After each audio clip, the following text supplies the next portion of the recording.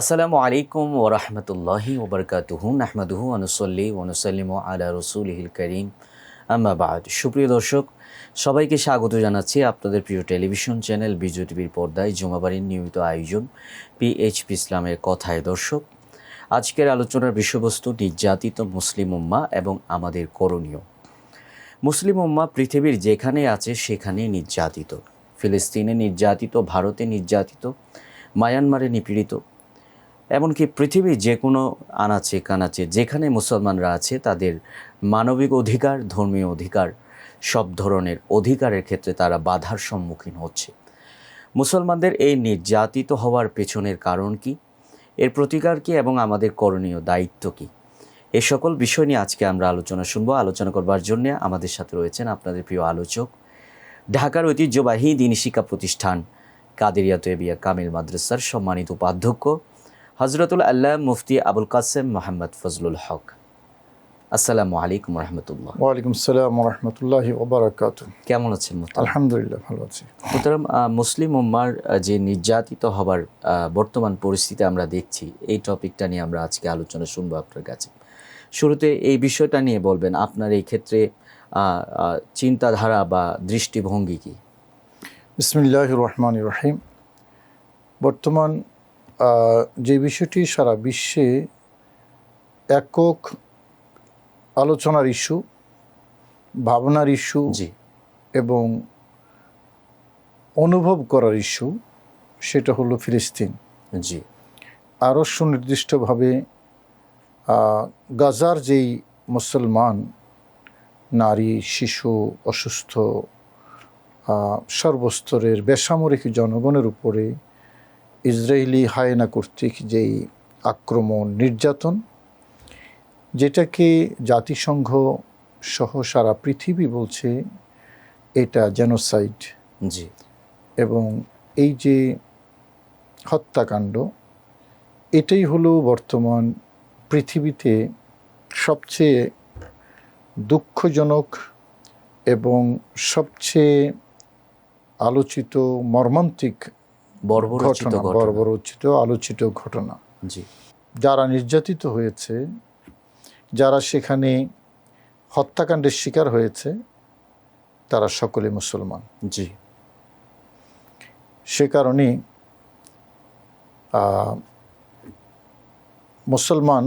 একজন মুসলমান হিসেবে আমরা এবং সারা পৃথিবীর মুসলমান সেখানে খুবই মর্মাহত এবং যার পর নেই মর্মাহত। কেন মুসলমানদের এই দুরবস্থা এবং বারবার কেন সেই জায়গায় মুসলমানরা নির্যাতিত হচ্ছে, নিপীড়িত হচ্ছে, তার কারণটা কি?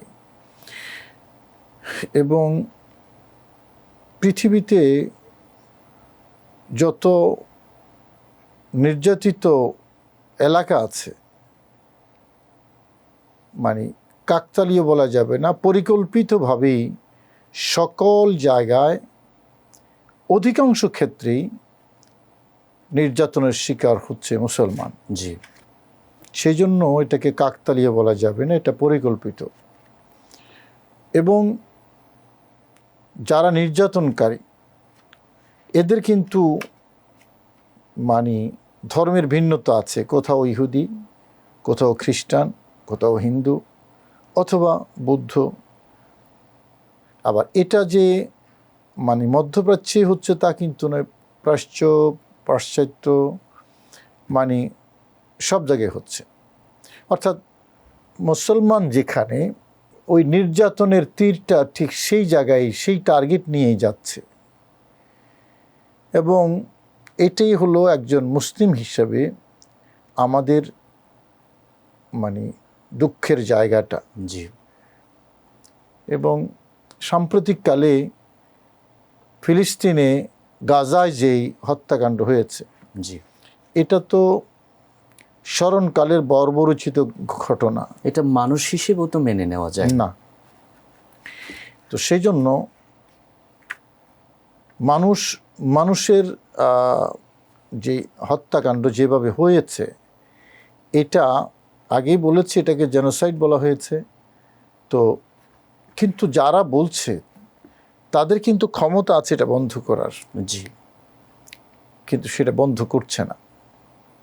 তাহলে এটা পরিকল্পিত এবং একটা ঐতিহাসিক ষড়যন্ত্রের অংশ হিসেবে ফিলিস্তিন যেই জায়গায় আছে এবং তার পাশেই একটা কৌশলগত খুবই গুরুত্বপূর্ণ স্থান দখল করে নিয়েছে ইহুদি রাষ্ট্র ইসরায়েল, যেই জায়গাটার কাছাকাছি পুরো আরব বিশ্ব এই বেল্টে, এবং আরব বিশ্ব মানে যেখান থেকে ইসলামের অভ্যুদয় হয়েছে।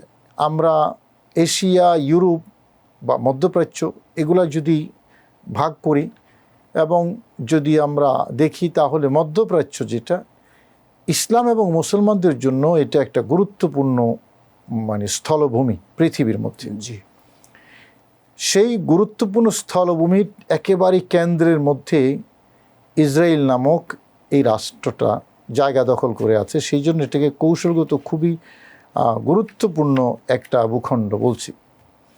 এবং হিটলার যখন ইহুদিদেরকে হত্যা করলো, তারা যারা প্রাণ ভয়ে যারা এসেছে তারাই এখানে কিছু মানে মাথা গোজার ঠাঁই চেয়েছে এবং সেখানে ঠাঁই দেওয়া হয়েছে। আস্তে আস্তে পিঁড়ির কোনায় বসে তারা গোটা পিঁড়িতে দখল করেছে। একসময় তারা ছিল উদ্বাস্তু, এখন তারা হয়ে গেছে ঘরের মালিক, আর যাদের ঘর ছিল তারা হয়ে গেছে এখন পরবাসী। জি, এই বাস্তবতায়, করুণ বাস্তবতায় মুসলিম এবং মুসলিম নেতৃত্ব ইন দ্য ওয়ার্ল্ড, তাদের যে ভূমিকা এবং মুসলমানদের যে ভূমিকা, মুসলিম উম্মার যে ভূমিকা, আমার দৃষ্টিভঙ্গি এবং আমার মূল্যায়ন হলো সারা পৃথিবীর সাধারণ মুসলিম যারা, তারা কিন্তু ব্যথিত। যেমনটি রাসূল করিম সাল্লাল্লাহু আলাইহি ওয়াসাল্লাম বলেছেন যে মাসালুল মুমিনিনা ফি তারাহুমিহিম ওয়া তাআতুফিহিম ওয়া তাওয়াদ্দিহিম কামাসালিল জাসাদ, জি, ইজা ইসতাকা উযবুম মিনহু ইসতাকা সাইরুল জাসাদে বিসসাহরি ওয়াল হুমা।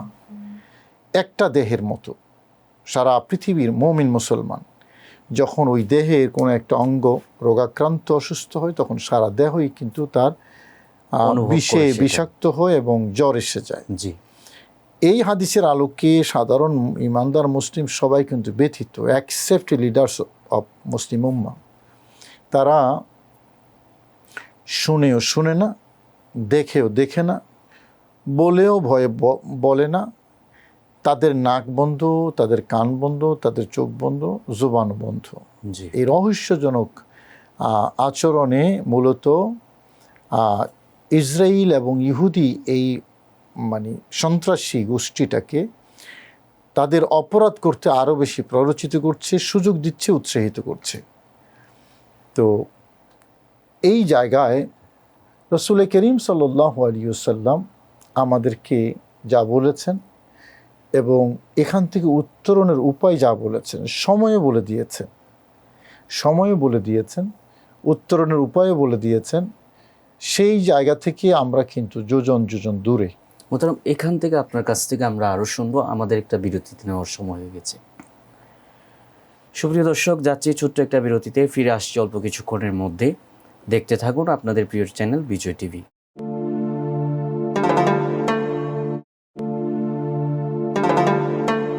ফিরে এলাম বিরতির পর। সবাইকে আবারও স্বাগত জানাচ্ছি আপনাদের প্রিয় অনুষ্ঠান পিএইচপি ইসলামের কথায়। দর্শক, আজকের আলোচনার বিষয়বস্তু নির্যাতিত মুসলিম উম্মাহ এবং আমাদের করণীয়। আর এই বিষয়ে কথা বলছিলেন মোহতারাম আলোচক হজরতুল্লাহ মুফতি আবুল কাসেম মোহাম্মদ ফজলুল হক। আমরা আবারও চলে যাচ্ছি মোহতারাম আলোচকের কাছে। মোহতারাম, বিরতির আগে মুসলিম উম্মার নির্যাতিত হওয়ার যেই প্রেক্ষাপট সেটা আপনি বলেছেন। তো আর মুসলিম উম্মার নির্যাতিত এই অবস্থা থেকে উত্তরণের উপায় বিষয়ে বলবেন।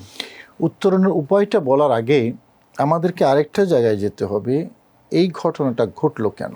জি, মনে রাখতে হবে ঐতিহাসিকভাবে কোরআনী কারীম কি বলছে আমাদেরকে, ওয়ালা তাজিদান্না আশাদ্দান নাসি আদাওয়াতান লিল্লাযীনা আমানুল ইয়াহুদ ওয়াল্লাযীনা আশরাকু, যে তোমরা পাবে ইমানদারদের এক্সট্রিম শত্রু, এক হলো ইহুদি, দ্বিতীয় নম্বর হলো মুশরিক। জি এটা হলো বাস্তবতা। মুসলমানদের এক্সট্রিম শত্রু হয় ইহুদি অথবা যারা মুশরিক তারা। আমরা সেইটাই দেখছি।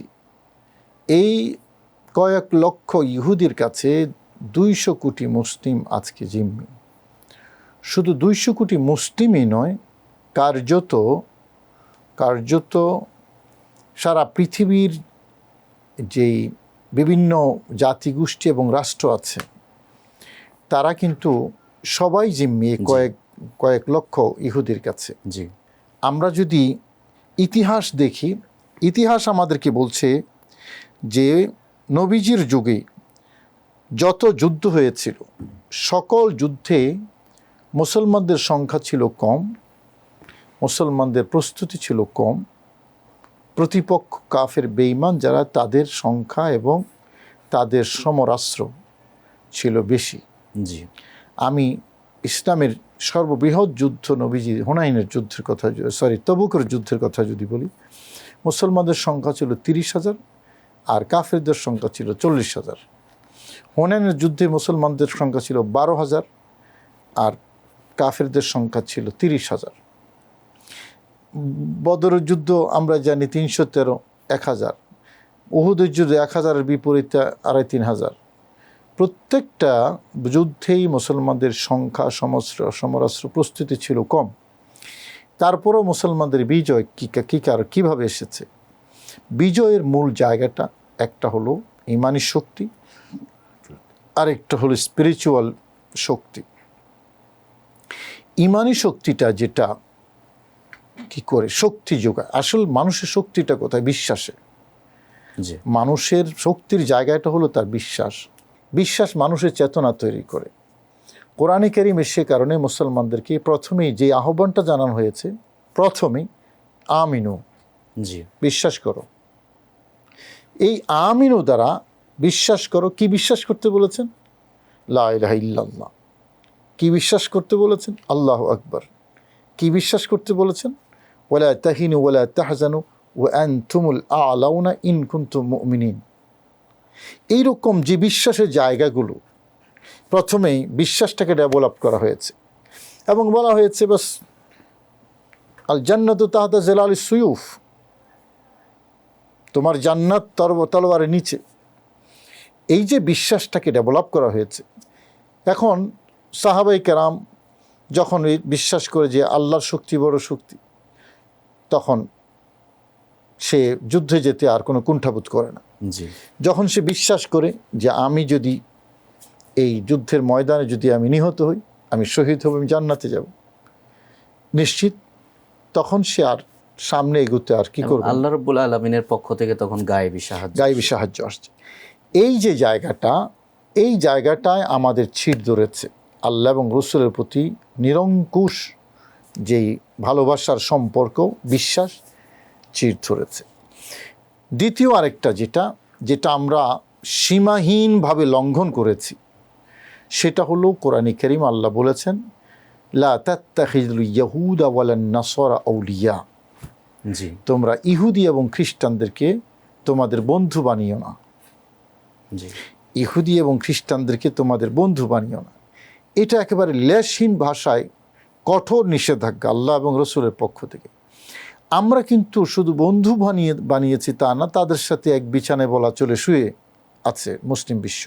নবীজি বলেছেন যে তোমরা একেবারেই মানে টু পয়েন্টে তাদেরকে অনুসরণ করবে।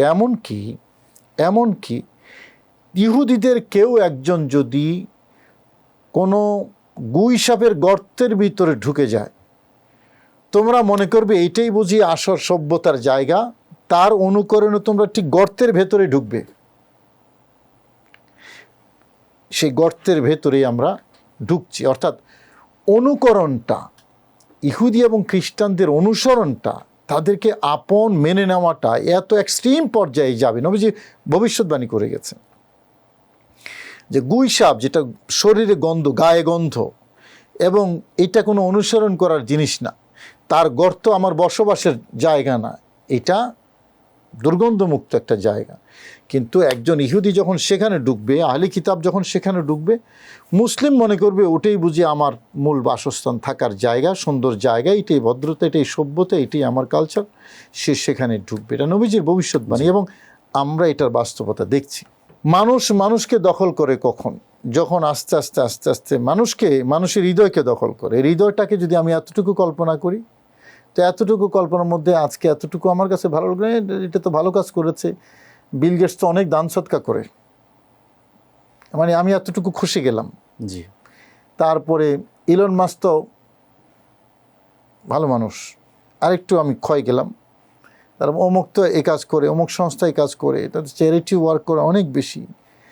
আস্তে আস্তে আস্তে ক্ষয় যেতে যেতে যেতে যেতে ইসরায়েলিতে এটা ভালো, ইহুদিতে এটা ভালো, তার এই কালচারটা ভালো, যেতে যেতে অর্থাৎ আমি মেন্টালি এবং সাইকোলজিক্যালি আমি মোটামুটি অনেক জায়গায় তাদেরকে আমি জায়গায় স্পেস দিয়ে দিয়েছি। এভাবে দিতে দিতে দিতে দিতে আর বিশ্ব বা মধ্যপ্রাচ্য বা যারা ইসলামিক শাসক যারা, তাদের কথা বলছি, যেতে যেতে যেতে যেতে একসময় তাদেরকে স্পেস দিয়েছে, তাদেরকে দাওয়াত দিয়ে এনেছে, মানে অর্থনৈতিক চুক্তি করেছে, বিভিন্নভাবে তাদের কাছে যখন দায়বদ্ধ হয়ে গেছে, আটকা পড়ে গেছে বিভিন্ন বাণিজ্যিক, অর্থনৈতিক, সামাজিক, রাজনৈতিক, তারপরে সাংস্কৃতিক সব দিক থেকে, এখন কিন্তু পয়েন্ট অফ নো রিটার্ন, সেখান থেকে ফিরে আসার আর কোনো রাস্তা পাচ্ছে কোনো না। সুযোগ নেই। মোহতারাম, এই কাফের এবং মুশরিক ইহুদিদের এই অনুকরণের এই বিষয়টা নিয়ে আমরা আরও শুনবো আপনার কাছ থেকে। আরও একটি বিরতি নিতে হচ্ছে আমাদের। সুপ্রিয় দর্শক, যাচ্ছি ছোট্ট একটি বিরতিতে, ফিরে আসছি অল্প কিছুক্ষণের মধ্যে, আমাদের সঙ্গেই থাকুন।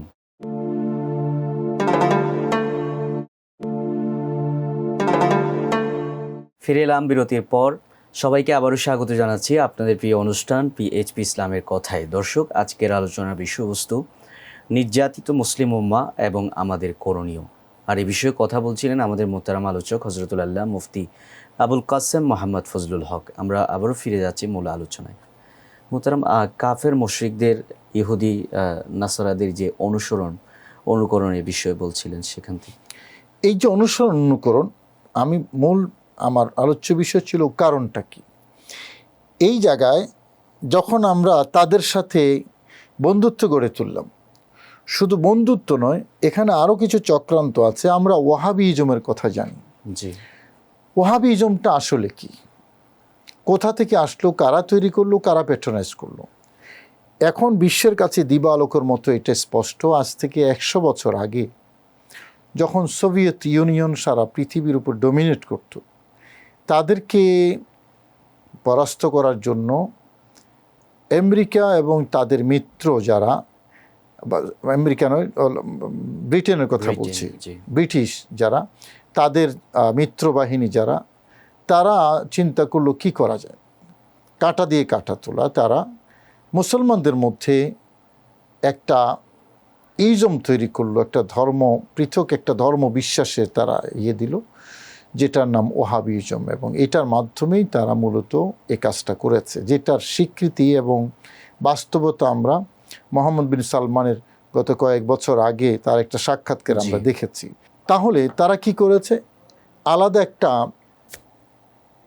শিক্ষা, মানে আলাদা একটা ইজমের শিক্ষা তৈরি, আলাদা একটা সিলেবাস দিয়েছে, যেই সিলেবাসটা বলা চলে ইসলামের যে স্পিরিচুয়াল যে শক্তি, যেটা আমি মূল শক্তির কথা বললাম, সেই শক্তিটাকে অমিট করে দিয়ে একটা মানে আলাদা এক্সট্রিমিজম তৈরি করেছে। এবং এটার মাধ্যমে কি করেছে, সোভিয়েতকে শায়েস্তা করেছে। এই গোষ্ঠীটাই মূলত পরবর্তীতে আমরা বছরের পর বছর দেখছি, তারা ব্রিটিশ, আমেরিকা, ইসরায়েল এবং তাদের যারা মিত্র, তাদের প্রতি সিম্পেথাইজড, সমর্থন দিয়ে যাচ্ছে। হামাস যুদ্ধ করছে কাদের বিরুদ্ধে? যুদ্ধ করছে ইসরায়েলের বিরুদ্ধে। ইসরায়েল যে ইসলামের পরম শত্রু, ইহুদিরা, এটা তো কোরআন দ্বারা স্বীকৃত। জি।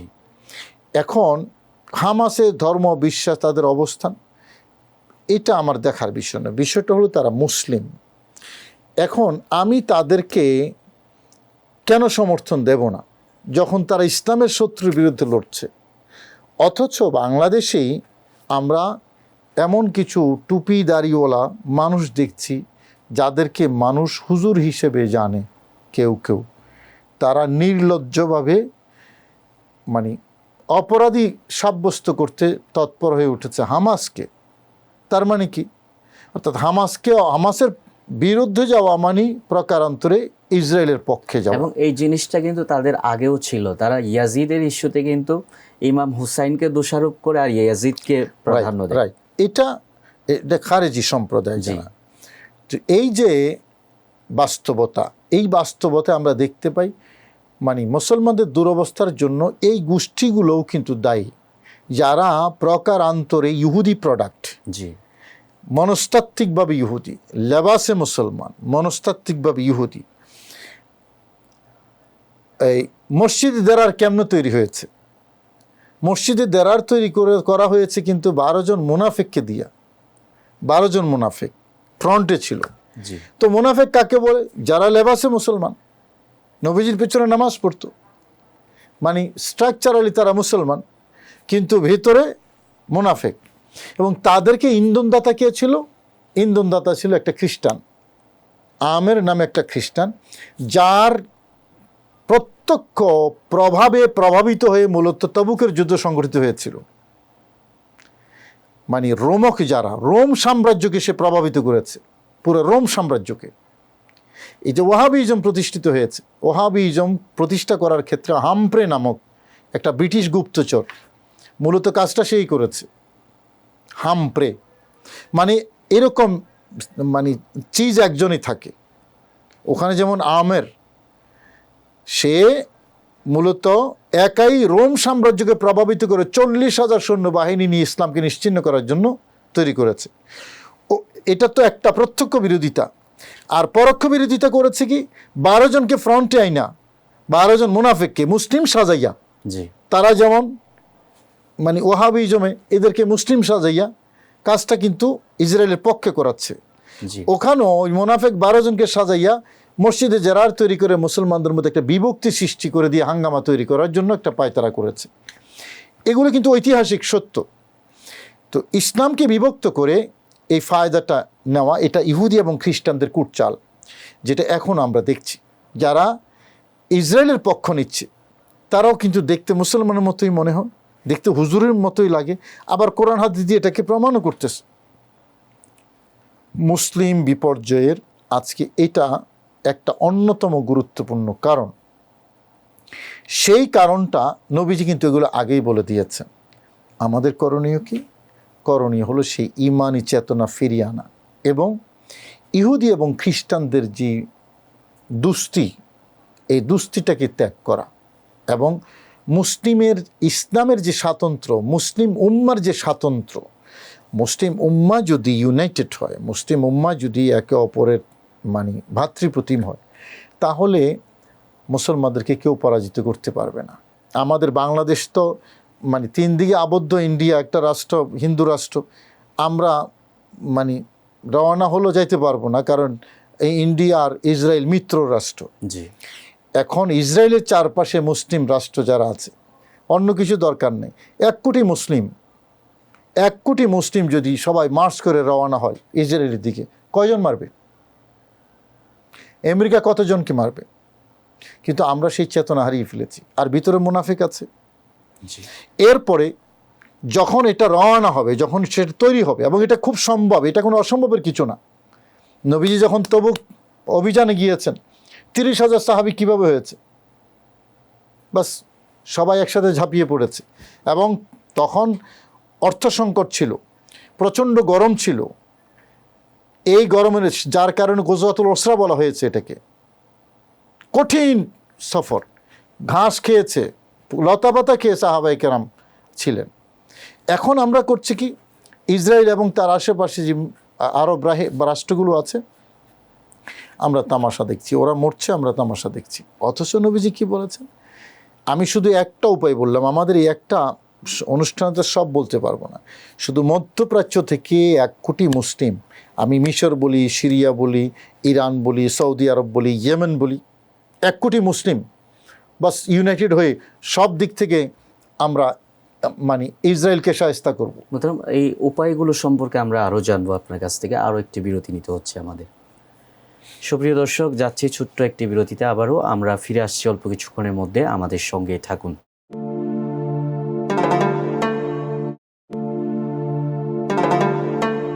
ফিরে এলাম বিরতির পর। সবাইকে আবারও স্বাগত জানাচ্ছি আপনাদের প্রিয় অনুষ্ঠান পিএইচপি ইসলামের কথায়। দর্শক, আজকের আলোচনার বিষয়বস্তু নির্যাতিত মুসলিম উম্মার এই অবস্থা এবং আমাদের করণীয়। আর এ বিষয়ে কথা বলছিলেন আমাদের মোহতারাম আলোচক। আবারও ফিরে যাচ্ছি মোহতারাম আলোচকের কাছে। মোহতারাম, বিরতির আগে নির্যাতিত মুসলিম উম্মার নির্যাতনের যে কারণ এবং উপায়গুলো বলছিলেন আপনি। যে মুসলিম রাষ্ট্রগুলো যেগুলো আছে, এরা যদি মানে শাসক গোষ্ঠী যারা, এরা যদি ইউনাইটেড হয় এবং মুসলিম বিশ্বের যেই সম্পদগুলো আছে সেই সম্পদের যদি নতুন মেরুকরণ করে একটা ওয়েলথ ব্যবস্থাপনা ম্যানেজমেন্ট যদি তৈরি করে, এটা হয়তো একদিনে হবে না। কারণ অনেক ধরনের বাণিজ্য চুক্তি আছে, অর্থনৈতিক ইয়ে আছে, লেনদেন আছে। তবে এটা সম্ভব, এটা অসম্ভব না। আস্তে আস্তে আস্তে আস্তে যদি সেই বিষয়টার দিকে মনোযোগ দেয়। কিন্তু হবে কিভাবে? ওই যে বললাম যে দুস্তি করে সেই দুস্তি তো ফেলতে পারছে না। আমি সৌদি আরব সহ যারা বিভিন্ন রাষ্ট্রের প্রধান আছে তাদের কথা বলছি। তো আর তারাও কিন্তু সেভাবে বিভক্ত করে রেখেছে। সৌদিকে ইয়েমান থেকে, ইয়েমানকে সৌদি থেকে, সৌদিকে সিরিয়া থেকে, সিরিয়াকে সৌদি থেকে, এভাবে কিন্তু বিভক্ত করে রেখেছে। এবং এই বিভক্তিটাই মূলত দুর্বলতার কারণ। শুধুমাত্র তেল সম্পদ যেটা, যে কোনো একটা সম্পদও যদি আমরা, কথা ঠিক যে প্রযুক্তিতে তারা অনেক দূরে এগিয়ে গেছে, আমরা প্রযুক্তিতে তাদের সাথে পারবো না। ঠিক আছে, প্রযুক্তিতে আমরা ডেভেলপ করতে সময় লাগবে, আমরা প্রযুক্তিতে পারলাম না। কিন্তু আমাদের সম্পদ যেগুলো আছে, আমাদের সম্পদ নিয়ে তো আমরা দর কষাকষি করতে পারি। জি, আমাদের সম্পদ নিয়ে, আমাদের তেল আছে, আমাদের স্বর্ণ আছে, আমাদের আকাশপথ আছে। আমি যেতে দেব না তোমাকে, আকাশপথ দিতে হলে ওটা বন্ধ করো আগে। আমাদের নদীপথ আছে। এই যে সুয়েজ খাল, যেটা আমি নিজে দেখে এসেছি, এক সুয়েজ খাল যেটা চুক্তির আলোকে মিশরের দখলে এবং মিশরের পাশে, হরমুজ প্রণালী যেটাকে বলে আর কি, এটা যদি বন্ধ করে দেয় এই একটা খাল, তাইলে পশ্চিমাদের নাবিশ্বাস উঠে যাবে। কারণ কয়েক হাজার মাইল ঘুরে তারপরে যেতে হবে। এখন তারা পশ্চিমারা করে কি বিভিন্নভাবে, ঠিক আছে তুই আমাকে এটা না দিলে আমি ওটা দেব না। এটা কিন্তু একদিনও হয় নাই। ওই যে ঘর সংসার করে করে করে করে আমার এটা দাও, এটা দাও, এটা দাও, এটা দাও। এই যে একটা মানে বেড়া জালে আটকে যাওয়া, সেখান থেকে বের হতে সময় হয়তো লাগবে, কিন্তু অসম্ভব না। এটা মোটেই অসম্ভব না। হ্যাঁ, গ্লোবালাইজেশনের এই যুগে একা চলা কঠিন, কিন্তু নিরাপদ চলা সম্ভব। আপনি দেখেন ফিলিস্তিনের মধ্যে মাহমুদ আব্বাসকে বসায় রাখছে, অথচ পুতুল। রাষ্ট্র কিন্তু ইসরায়েল, রাষ্ট্রই ইসরায়েল, কিন্তু নাম প্রেসিডেন্ট মাহমুদ আব্বাস। এটা হলো উপনিবেশের আধুনিক রূপ।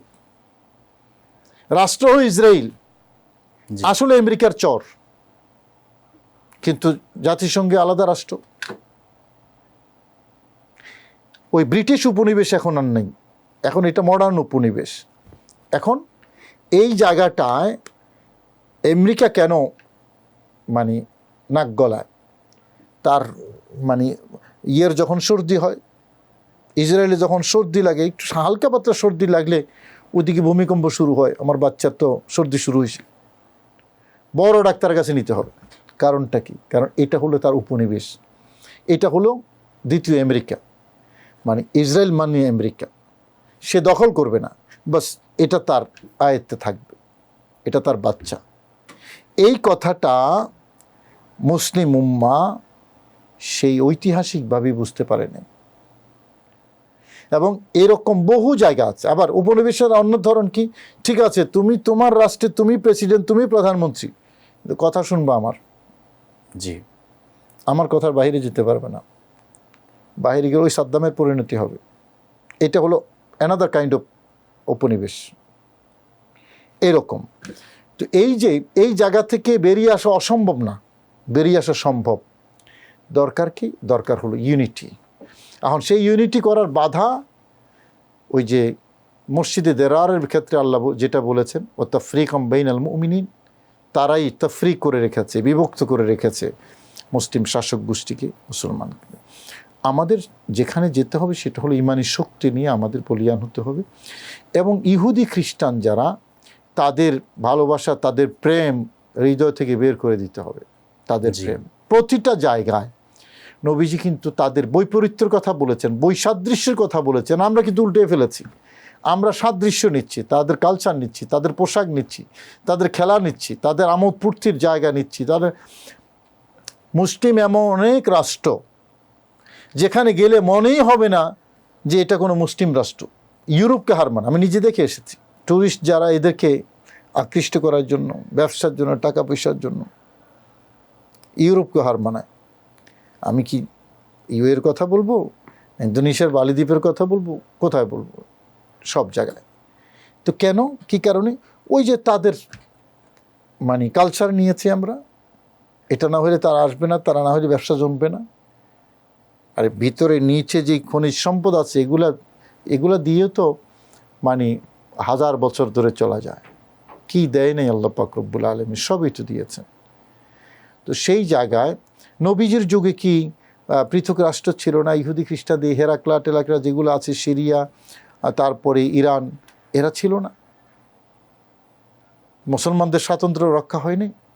নবীজি বলেছেন, খালিফুল ইহুদ ওয়ান নাসারা ওয়াল মুশরিকিন, ইহুদি খ্রিস্টান এবং মুশরিকদের বৈপরীত্য করো, বৈসাদৃশ্য করো, তাদেরকে আপন মনে করো না।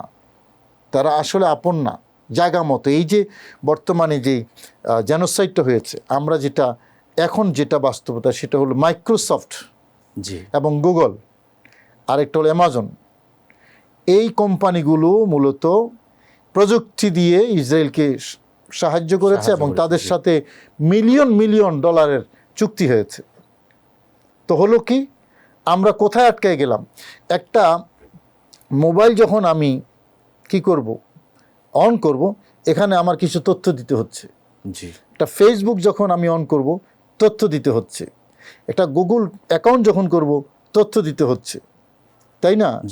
একটা আরও যে সকল ইয়েগুলো আছে, আমাদের অ্যাপসগুলো আছে যেগুলো মানুষ ব্যবহার করে, প্রত্যেকটা অ্যাপসের মানে আমার তথ্য দিতে হচ্ছে। তথ্যের মধ্যে কি আমার মানে নাম যাচ্ছে, আমার ভোটার আইডি যাচ্ছে, তাই না? তারপরে আমার এই কি বলে মেইল আইডি যাচ্ছে, সব কিছু, মানে আমার টোটাল ডাটা তাদের কাছে। টোটাল ডাটা যখন তাদের কাছে, তারা এগুলো বিক্রি করতেছে, ডাটা বিজনেস।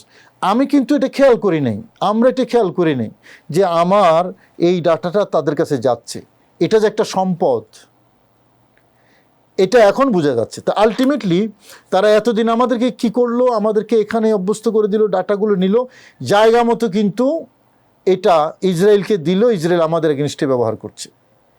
আমরা বেবাক ভুলে যাচ্ছি যে মুসলমানদেরকে কেলা দেখাইয়া, কেলার মুখে দিয়া তাদেরকে গুম পাড়াইয়া রাখছে। আজকে সেই জায়গাটা আমরা মার খাচ্ছি। খুব সুন্দর বলেছেন মোহতারাম। আমরা অনুষ্ঠানের শেষ পর্যায়ে চলে এসেছি। গুরুত্বপূর্ণ সময় দেওয়ার জন্য আপনাকে ধন্যবাদ জানাচ্ছি। জাযাকাল্লাহ। সুপ্রিয় দর্শক, আজকের বিষয়বস্তু ছিল নির্যাতিত মুসলমান এবং আমাদের করণীয়। চমৎকার করে আলোচনা করছিলেন আমাদের মোহতারাম আলোচক। আসলেই আমাদের যে ইমানি চেতনা, সেই চেতনাই কিন্তু হারিয়ে গেছে, যার কারণে আমরা আজকে পৃথিবীর সবখানে নিন্দিত এবং লজ্জিত। আমাদের পতন আমরা দেখছি নিজের চোখে। সুতরাং আমাদের ইমানি যে চেতনা, বদরের চেতনা, রসুল পাক সাল্লাল্লাহু আলাইহি সাল্লামের সাহাবা ইকরামের চেতনা, সেই চেতনা আবার জেনারেট করার প্রয়োজন আছে। আল্লাহ রাব্বুল আলামিন মুসলিম উম্মাহকে সাহায্য করুন, এই দোয়া রেখে আজকের মতো আমরা বিদায় নিচ্ছি। দেখা হবে আগামী পর্বে। আজ এ পর্যন্তই। আল্লাহ হাফেজ। আসসালামু আলাইকুম ওয়া রাহমাতুল্লাহ।